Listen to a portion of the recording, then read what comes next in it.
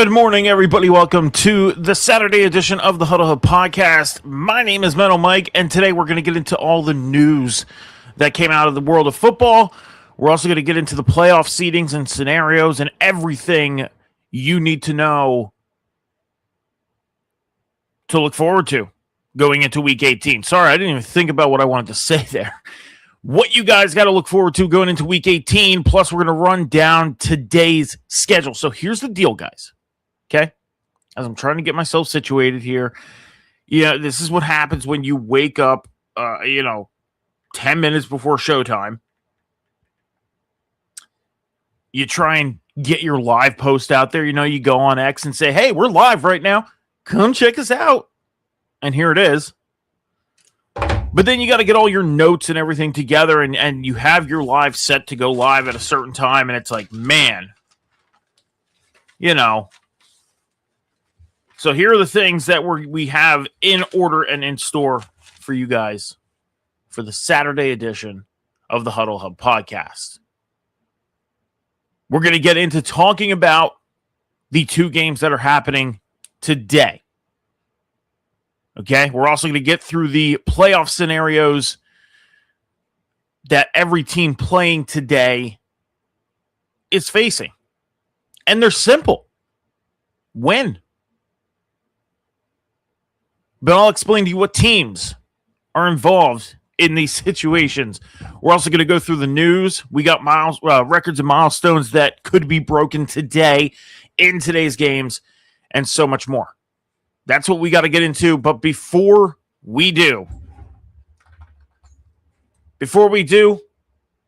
head over to the Huddle Hub Podcast over on social media after the show. Over on X and TikTok at the Huddle Hub Pod, you're going to hit the follow button.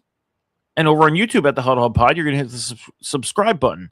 That's how you follow on YouTube. You hit the subscribe button, and that's how you're following. You don't have to pay anything. You're not, nothing. You hear subscription, you're thinking, oh, man, I got to pull money out of my pocket again. No. That's how you follow on YouTube. And if you're watching on the Twitch channel, just hit the follow button. All of the links to all of our social medias are in the bio in the Twitch channel. Click on the social media that you desire to go follow, because I know not everybody has every social media. Not everybody has X. I think that's the only one that not everybody has, because I'm sure everybody at this point has TikTok. YouTube's been around for so long that everybody has to have YouTube. And I know Twitch is kind of iffy. Not everybody uses Twitch, but still the point. That's where you can follow us. That's where you can find us. That's where you can follow us. And that's where you can help us build the Huddle Hub podcast going through the rest of the 2025 NFL season and beyond. And I say 2025 NFL season because it's still the 2025 NFL season, okay? It is 2026. Happy New Year, everybody. This is the very first show of 2026, but we are still in the 2025 season, right? Because we kicked off in 2025. So I can't sit here and say 2026 season and beyond until this season is over. So today, actually tomorrow, because we will be live tomorrow at 10:30 a.m. Eastern Standard Time to run down the rest of Week 18 schedule. It's going to be myself and Cam. Cam is coming back after being away for a month. He's had a busy schedule. He had some stuff to take care of. He's coming back tomorrow, so we're going to run down the rest of the Week 18 schedule tomorrow. So, you want to listen to the rest of the Week 18 schedule? Come back tomorrow. We'll be live at 10:30 a.m. Eastern Standard Time. A half hour before today's show went live. All right? So we got jam-packed schedule coming up these next couple weeks. Why? Because it's playoff time. Playoffs? Don't talk about it. Playoffs? You kidding me? Playoffs? That's right, Coach. Playoffs. It is playoff time next week, starting next week.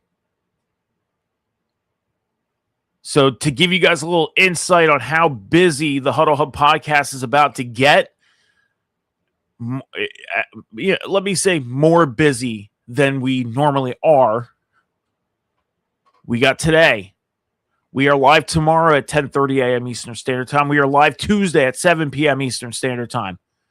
We will be live again at 11 a.m. Eastern Standard Time next Saturday. Next Sunday, 10:30 a.m. That Tuesday, 7. The following Saturday for divisional round, Saturday, 11. And then divisional round, Sunday, 10:30. And then Tuesday after that. And then we'll be back to our normal schedule of Sunday at 10:30 a.m. No Saturday show, because at that point we're at the conference championships and they both games take place on Sunday. So we won't have a Saturday live. So the next 3 weeks, Saturday, Sunday, Tuesday. Saturday, 11 a.m., Sunday, 10:30 a.m., Tuesday, 7 p.m., all Eastern Standard Time. So whatever time zone you're living in, just look up the differential of Eastern Standard Time. If you're on the West Coast, Pacific Standard Time, you're obviously 3 hours ahead or 3 hours behind. If you're on Mountain Time, you're an hour behind, I believe, or 2 hours behind, something like that. Yeah, like an hour or two. So, all right, guys, let's get into the stuff we're here to talk about, okay? And that is the very first order of business is the pick challenge, okay? Now, this is updated for the college football pick challenge. Me and John are going to talk more about the college football pick challenge on Tuesday because we're going to cover everything that you guys need to know about the college football playoffs on Tuesday. Yes, we only have 2 games left in the college football playoff. Me and him are going to recap everything that happened in the quarterfinals, and then we're going to get you guys ready for the semifinals. All right, but right now, John has officially won the college football pick challenge for this year. So congratulations, John. You got it. You won it. And me and him were talking about it last night, guys. I'm going to tell you this right now. what we have planned for next year's college football pick challenge is so exciting. Yes, we are ready for next year already. We already have next year's college football pick challenge in order, ready to go, how we're going to do it. And it is so exciting how we're going to do it. And we cannot wait to tell you guys how we're going to do it. I don't want to do it without him here. Let me just put it that way. So maybe we do it on Tuesday. Maybe we tell you guys on Tuesday what our plans are for next year's college football pick challenge, but I do not want to do it without him here. Okay. As far as the NFL pick challenge, I'm up by 2 games, 166 and 90. John has 164 wins, 92 losses. It is a 2-game differential going into week 18.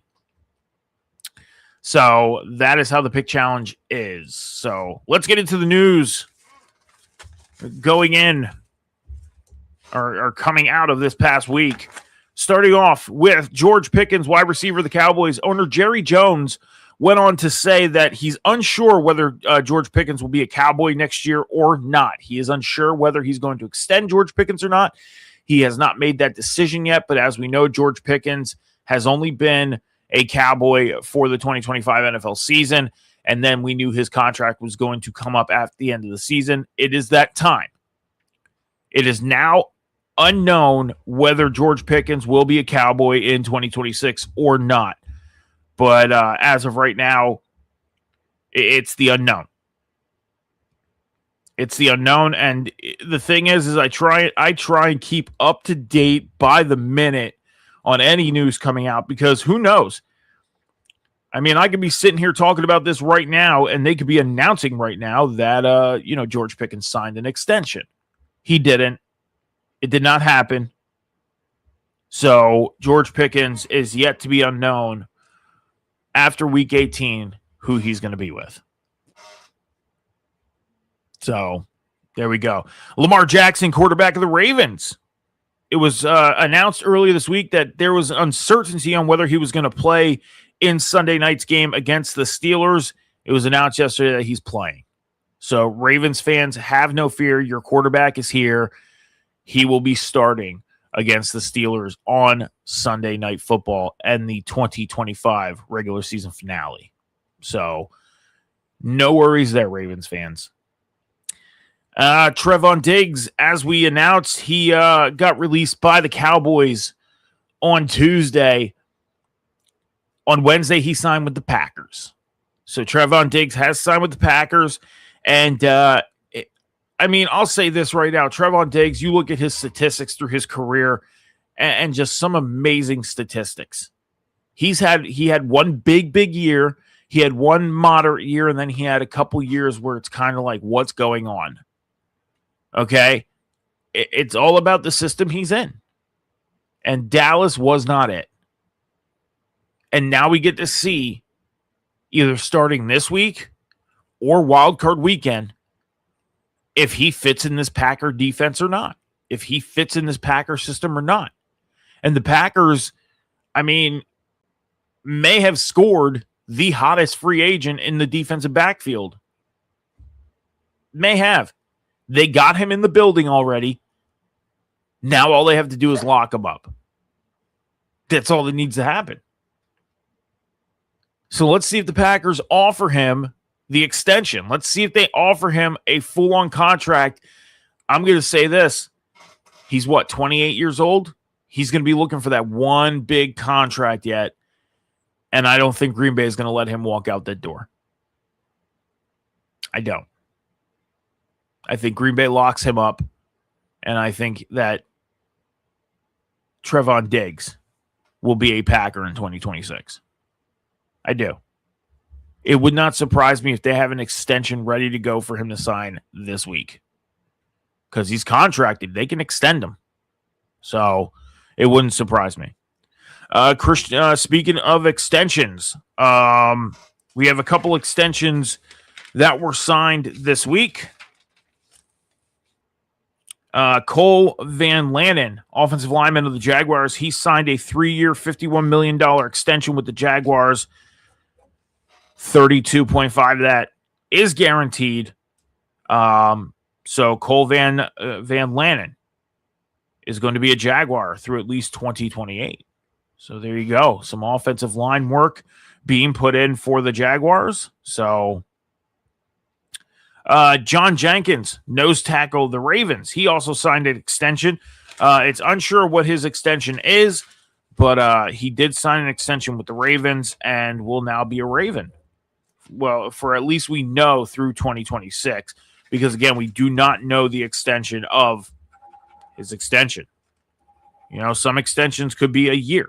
Who knows? But he's extended. So, Christian Barmore, defensive tackle of the Patriots. After Tuesday night, there was an announcement that was made that Stephon Diggs had some allegations and charges put against him for some, I'm trying to think of the best way to say this, DV. Okay? Well, Christian Barmore is now facing the same allegations and some same charges. So some Patriot players, what are you doing? That's the question. What are you doing? You're putting yourself in these situations to where you're now getting yourself in trouble, and it's not looking good. It doesn't make the team look good. It doesn't make you as an individual look good. Clean your act up. That's all I'm going to say. If you want to know what the charges are and what everything's detailed, go research it. I'm not going to sit here and say much about it. I just wanted to mention that he is facing some charges and allegations for the same thing Stephon Diggs started facing on New Year's Day. And that's rough. Rough. Who knows if these guys are going to be able to play? Because the NFL is looking into it. The Patriots, the organization saying that they are supporting their guys and they're looking into it as well and everything like that. This could be a distraction. And one of the worst times to have a distraction is going into the playoffs. So all you got to do is stay clean.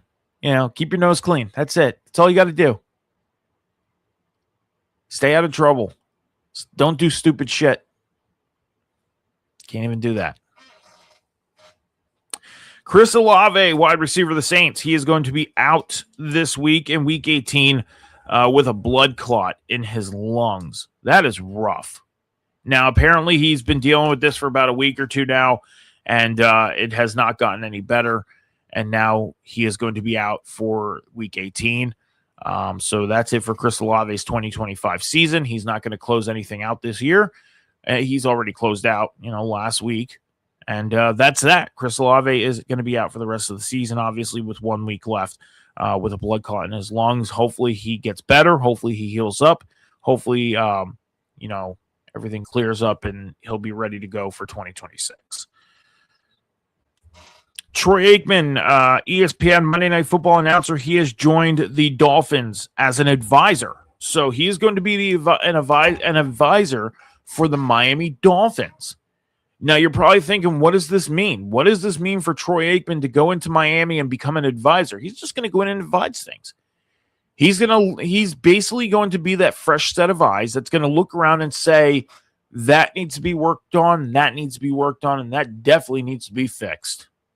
That's what he's going to be doing. He's not going to be coaching. He's not going to be, working on playbooks or anything like that to that nature as far as we know. He's just going to go in there and be that fresh set of eyes for the Miami Dolphins. And maybe they need that. Maybe they need a fresh set of eyes to come in and say, hey, tell us what our problem is. We know we're not winning games. That's the obvious. But what are we doing that's not helping us win games? What can we do to better ourselves to go out and win on Thursday, Saturday, Sunday, Monday? Happy days. I had to do it. But he's going to go out and advise this team and let them know, hey, this is where your issue is. And I bet they start with the quarterback position. I bet. Christian McCaffrey, he's dealing with some back soreness but he is going to be good to go against the Seahawks tonight. Also, George Kittle, tight end of the 49ers. He's dealing with some ankle issues. He is questionable for tonight's ball game against the Seahawks. Amarian Hampton, running back of the Chargers, he's going to be out against the Broncos for Week 18, so he's going to rest along with some other players that are starters. So obviously we know a lot of teams are going to sit their starters this week because they have nothing really to play for. They either made the playoffs and they're locked into the position they're locked into, or they have an opportunity to move around, but it's like, what will be worth it? You know, you can end up playing the same team anyways because things move around, because teams are like, oh, we're going to lose so we have better draft positioning, or we're going to lose because, you know, we could do this or that. Things can end up the same anyways. So Amarian Hampton's going to sit along with a lot of other players on that Chargers roster this week. Marvin Harrison Jr., wide receiver of the Cardinals, he was placed on IR, so he is done for 2025. Geno Smith is also going to be out on Sunday, so his season is done. Mike Borgonzi, GM of the Titans, he is now in control of head coach hiring and the 53-man roster. So what does this mean for the Tennessee Titans? It's simple, and it says it right there. He's going to be in charge of who comes in and who takes over this team at head coach. But he is also going to be in charge of the 53-man roster. Now, this could be dangerous in a bad way, because a general manager, a guy who has probably never touched the field, has never coached, but he knows the financial side of things and knows to listen to scouts, and he may have some knowledge of football to where he knows what players are good to bring in and what players are not good to bring in. He's now going to be in charge of the 53-man roster. So he can sit there and say, you know what, I'm going to get rid of this guy and keep these guys. And those guys can only, the guys that get kept could end up being good enough for your practice squad. And he can end up releasing starters. That's how deep this gets. I think this is a very, very dangerous situation for the Tennessee Titans. And I hope they made sure that he knows what he's fully doing to set this team up for success in 2026. Because right now, I don't know much about him to sit here and really judge.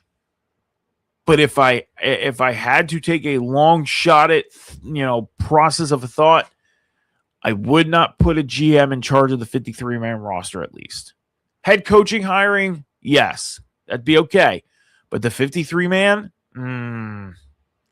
I would leave that up to the coaches. They know better. And that's just my opinion. I think Tennessee is testing some very, very deep waters here. TJ Watt, defensive end of the Steelers, he will play on Sunday against the Ravens on Sunday Night Football. A very, very important game for the Steelers and Ravens. Lamar Jackson announcing he's going to start. TJ Watt is coming back from his the lung illness, and he's going to start. So this should be a very, very good final regular season game. The final game of the 2025 regular season on Sunday Night Football between the Steelers and the Ravens. And it is for the AFC North and the playoff spot, the number 4 seed in the AFC playoffs. So that's what's at stake for the Ravens and Steelers. Very important game between the Ravens and Steelers. Very. So that's it for the news, guys. We do have some stuff that I do want to cover real quick. So as we know, and I kind of want to make a banner for this because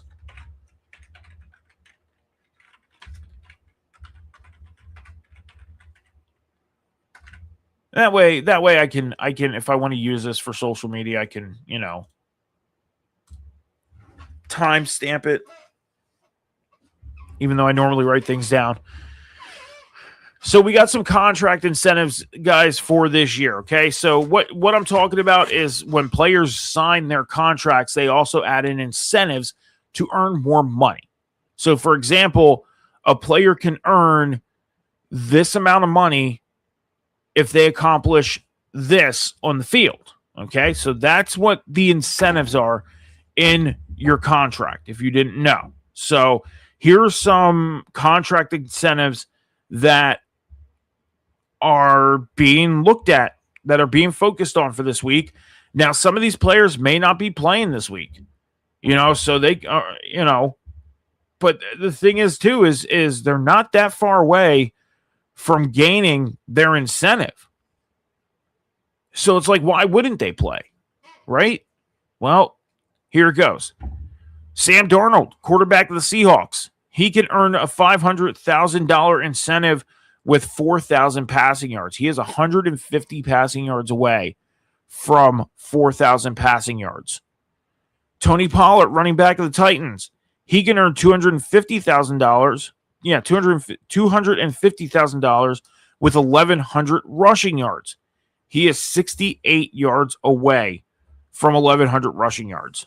Rico Dowdle, running back of the Panthers, he can earn $1 million with 1,350 scrimmage yards. He is 7 scrimmage yards away from earning that $1 million. So I think Rico Dowdle's starting this week. I do. I think Rico Dowdle's starting this week. Deebo Samuels, wide receiver of the Commanders. He can earn $200,000 with 800 receiving yards. He is 93 yards away from 800 receiving yards this season. Khalil Shakir, wide receiver of the Bills, $150,000 salary escalator for 5 receiving touchdowns. So that means his contract, his salary can raise $150,000 more dollars if he catches 5 touchdowns this season. He's caught in 4. He needs 1 more.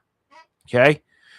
Hunter Henry, tight end of the Patriots. He can earn $250,000 with 60 catches on the year. He is 5 catches away. Dawson Knox, tight end of the Bills. He can earn $100,000 with 400 receiving yards. He is 7 receiving yards away from the 100K. Okay. DeMarcus Lawrence, linebacker of the Seahawks. He can earn $500,000 with 8 sacks and a playoff berth. Seahawks already made the playoffs, and now he needs 2 sacks against the 49ers tonight to earn his $500K. Okay? That's it for the contract incentives that we know about and that are up for grabs in Week 18. So, some ones to look out for. Some ones to look out for. Some players to, earn. So, all right, guys. Let's get into the playoff picture. Okay, as we know, the playoff seedings are as followed. I had them set here. So in the NFC, we got the Seahawks at the number 1 seed. The Bears are the 2 seed. The Eagles are the 3 seed. The Panthers are the 4 seed. The Bucks or the Panthers are... Hold on. We're going to restart this. I am totally trying to follow my scroll, and I'm not going to do that. I'm not going to do that. All right. So as far as the playoff seeding, for the NFC side of things, currently we have the Seahawks at 13-3 at the number 1 seed, the Bears 11-5 at the 2 seed, Eagles 11-5 at the 3 seed, 49ers are the 5 seed right now at 12-4. The Rams are the 6 seed at 11-5, and the Packers 9-6-1 at the 7 seed. The Panthers and Bucks are playing tonight for the NFC South, so the winner of that will be the 4 seed and the South champions. Okay? Some big stakes here for some playoffs. For the AFC side of things, the Broncos are 13-3 at the 1 seed. The Patriots are 13-3 at the 2 seed. The Jaguars are 12-4 at the 3 seed. The winner of the AFC North, the Steelers and Ravens on Sunday Night Football, will be the 4 seed. Okay? The Texans are the 5th seed at 11-5. Chargers 11-5 in the 6th seed. And the Bills are 11-5 at the 7th seed. That is the seeding right now for the playoffs. Okay? We got some playoff scenarios that we're facing this week. Some of them are simple, and some of them have some what people would call complications. Excuse me, but I don't think it's very complicated. It is pretty simple, once you get the hang of how things are explained, and I think I'm going to be able to explain this stuff very, very, very easily. Let me get a drink.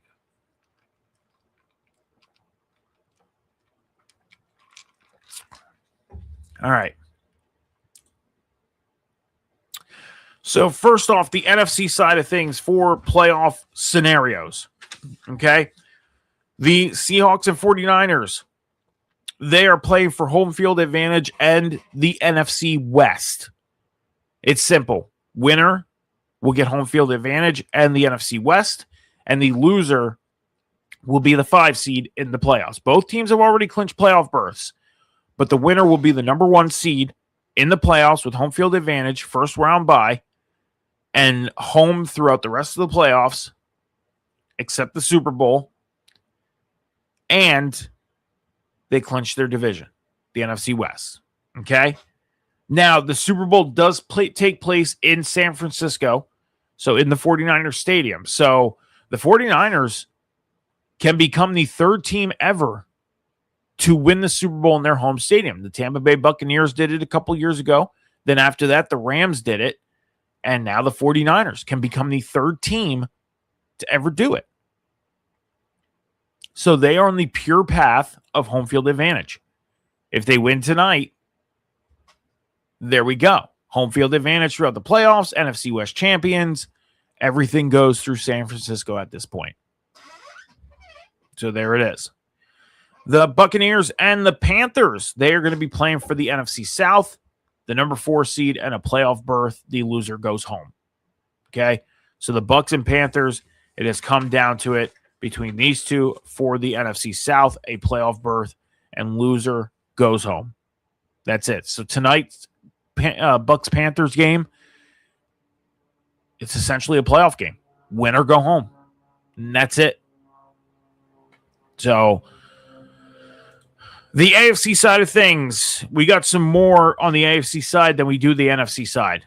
Okay, so here's the AFC side of things. First off, the Ravens and Steelers on Sunday Night Football is the same situation as the Bucs and the Panthers. The winner wins the AFC North. The loser goes home. The winner goes to the playoffs. The loser goes home. That's it. Ravens, Steelers, Sunday Night Football. Winner goes home. Winner goes on. Loser goes home. So tonight, or Sunday Night Football, is going to be another Week 18 playoff game. Exciting, isn't it? The Broncos, they are playing for home field advantage this week. All the Broncos need to do to earn home field advantage for the AFC side of things is either win, or if they tie, they need a Patriots loss or tie, or they need the Patriots to lose and the Jaguars to lose or tie. So let's say the Broncos win, that's it. They get home field advantage. If they tie, then they need the Patriots to lose or tie. If they lose, then they need the Patriots to lose and the Jaguars to lose or tie in order to get home field advantage. The Patriots, they can earn home field advantage with a win and a Broncos loss or tie. And if they tie, then they need a Broncos loss. So they essentially just need the Broncos to lose. So it's either going to be the Patriots or the Broncos for home field advantage in the AFC side of things. Winner takes it. Broncos are ahead of that percentage-wise, and the loser doesn't get it, basically. Broncos have more leverage, though. The Jaguars, they can earn home field advantage as well, and they are also playing for their division. This is how the Jaguars can earn home field advantage. If they win, they need the Broncos and the Patriots to lose. So that's how the Jaguars can earn home field advantage, okay? Now, for their division, all they need to do is win. That's it, win or tie. And if they don't win or tie, if they end up losing, then they need the Texans to lose or tie. So the Jaguars, the ball's in their court for the NFC or the AFC South. They either win or tie, and they get it, or if they lose, they need the Texans to lose or tie. So, and the same thing with the Texans. They need to win, and they need the Jaguars to lose to win the AFC South. They cannot get home field advantage. That's the only thing they cannot gain, but they can still gain the South if they win and the Jaguars lose this week. So those are your playoff scenarios, guys. That is what we are looking forward to for this week in the playoff scenarios and the playoff picture. Setting things up. So We do have some draft stakes, guys. Now we're going to look at the draft stakes, okay?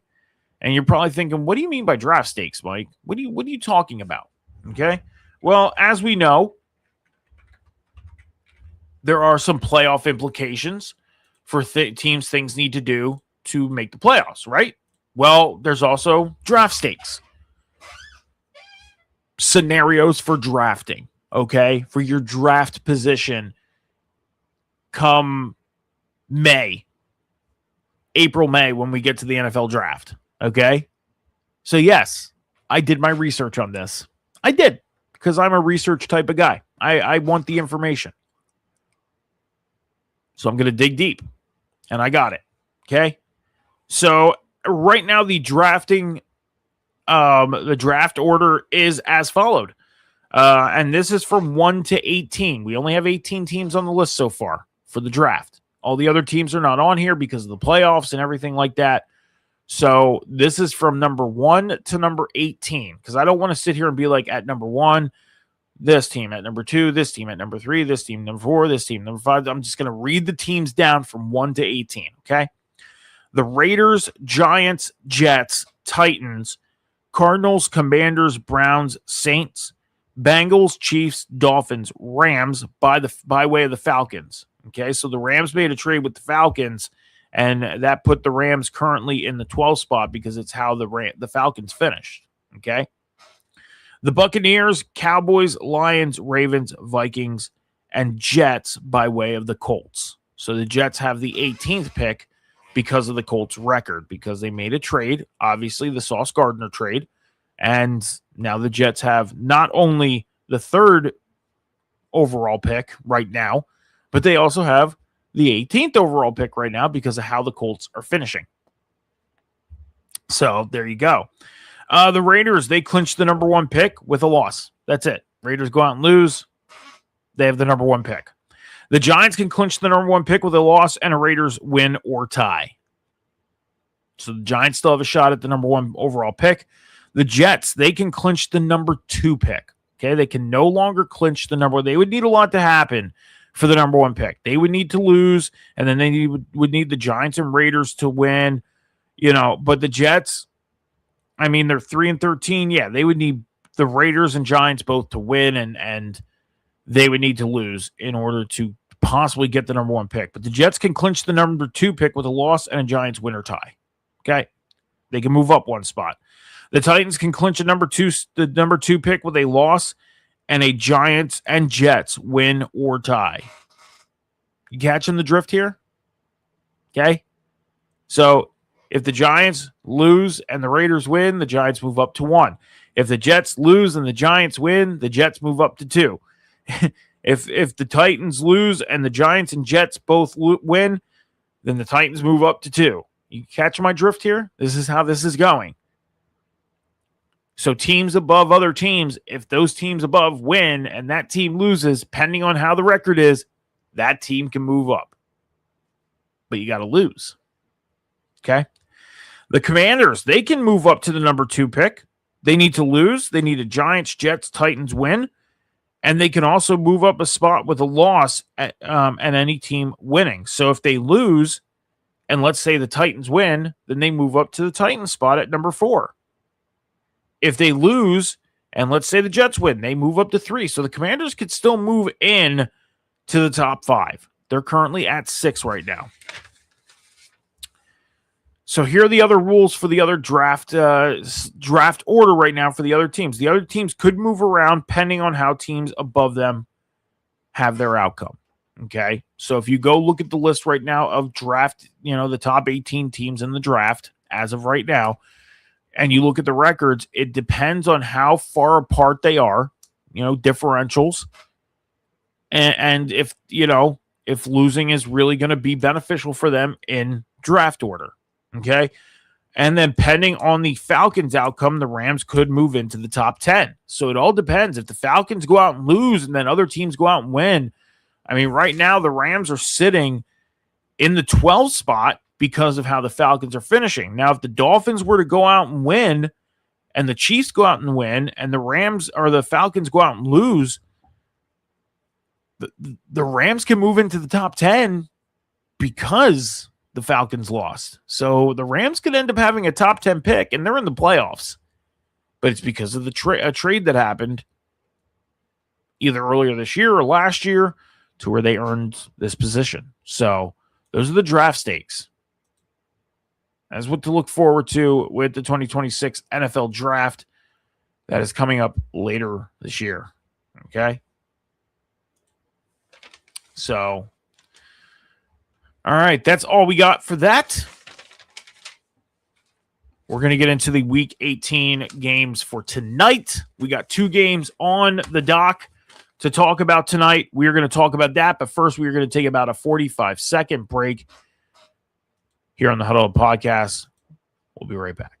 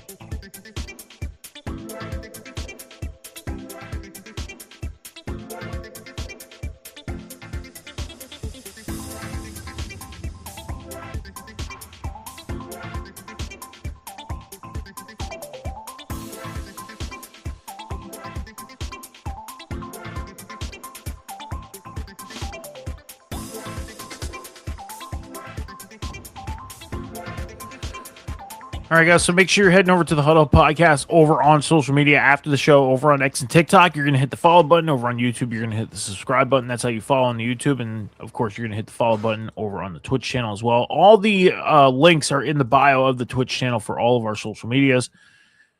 And you click on that link, it will take you to your desired social media that you'd like to go to, because not everybody has every social media. We know that. So whatever one you desire to go follow us on. We just posted a couple new videos in the past couple days. We're going to be posting videos from this show. We're going to be posting videos from tomorrow's show, from Tuesday's show. We post videos almost every day.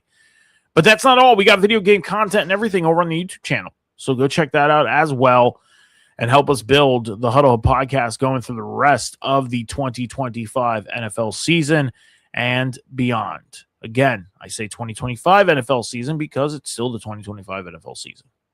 Okay? I was just looking at my notes, and we do have some records and milestones that could be broken tonight. So let's get into it real quick. Christian McCaffrey, running back of the 49ers. He could end up surpassing Marshall Faulk for the most touchdown receptions by a running back since 1970. Okay.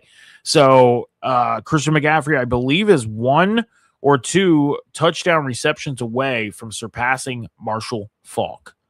Okay. So huge accolade there for Christian McCaffrey.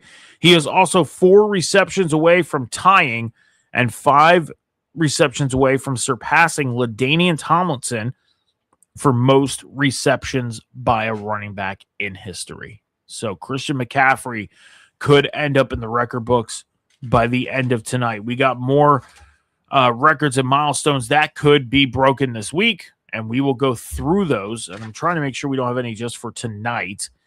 No, we do not. We will go through the rest of the records and milestones on tomorrow's show when we go down the rest of the Week 18 schedule.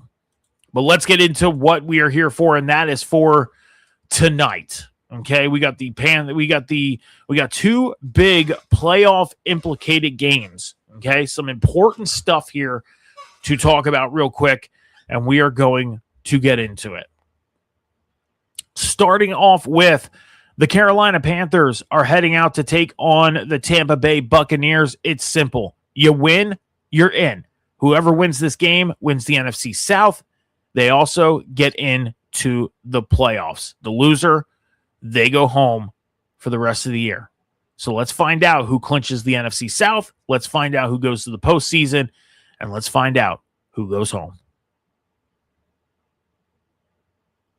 Okay. We're going to timestamp that for 44:45. Okay. Yes, I am going to talk about this game. I just wanted to get a social media post out there for you guys real quick. I'm going to say this right now, guys. I'm pulling for the Panthers. I am pulling for the Panthers, okay? The Tampa Bay Buccaneers have won the NFC South for the last 5 or 6 years. They've been on a roll with it. The Tampa Bay Buccaneers have not been, the best this year. I mean, it's simple as that. I mean, they've been dealing with injuries. They've been dealing with a lot. The Tampa Bay Buccaneers have not been the Tampa Bay Buccaneers. This has been a weird year.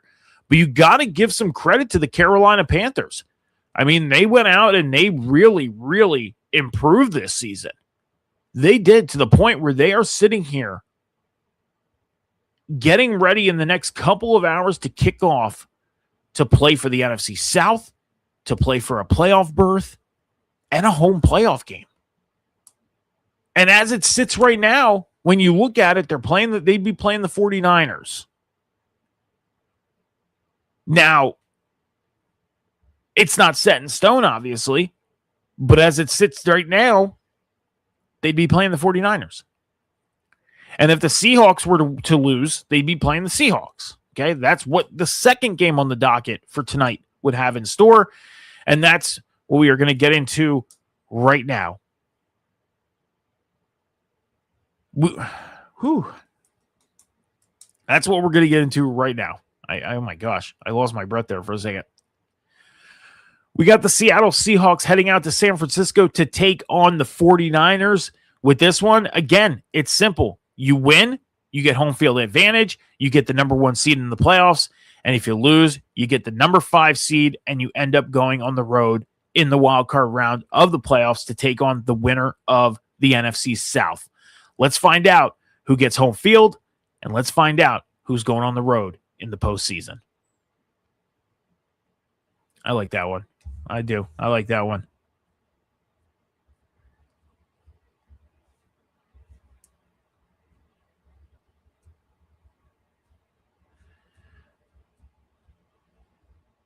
All right. So now that sets up for talking about this. The Panthers, they end up winning. They get that home game against the 49ers and Seahawks. I'm going to say this right now. I think the Panthers have a better shot against the Seahawks than they do against the 49ers. The 49ers, I think, have a goal.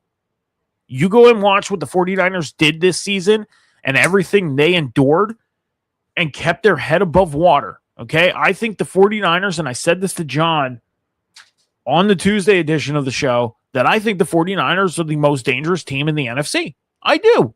I think they are the most dangerous team in the NFC, whether they end up on the road or whether they end up playing at home. They are the most dangerous team in the NFC. They scare me. I don't want the Eagles to meet them at all. And do I think it's going to happen? Yes. Conference championship. That's what I think. Because the Eagles right now, they sit in the 3 spot. Okay, they'd be taking on the Rams at the moment. And as if we look at it, that's pretty much the dead set. It's going to be Eagles-Rams wildcard round in Philadelphia, rematch of last year's playoff game, divisional round playoff game. Now, if the Eagles, and we'll talk about this more tomorrow, but if the Eagles win this week and the Bears lose, then the Eagles move up to the 2 spot. Then they got the Packers. Okay, then their road starts off where it started off last year. The Eagles hosted the Packers in the wild card round. Rematch. Okay, so things could change, but as of right now, it's the Eagles and the Rams. But I think the Panthers have a better shot against Seattle than they do against San Francisco, because I think San Francisco is the most dangerous team going into the NFC playoffs this year, because of the fact on how well their offense has been playing, even when Brock Purdy's been out. Brandon Ayuk not being in there. George Kittle missed half the season or most of the season with an injury. Their healthiest guy has been Christian McCaffrey. They've kept their head above water with Mac Jones at quarterback. And now tonight they are playing for home field advantage to host the NFC playoffs, basically. And not only that, the Super Bowl is going to be in their stadium. The 49ers are the most dangerous team going into the NFC side of things for the playoffs, and probably the most dangerous team going into the playoffs. So who would want to meet them? Not me. But we'll have to find out what happens tonight, starting with tonight. Bucks Panthers, NFC South Championship, 49ers Seahawks, NFC West, and home field advantage. Big games tonight. Big games tonight. But that's it, guys. We're going to run down the Week 18 schedule tomorrow. The rest of the Week 18 schedule tomorrow.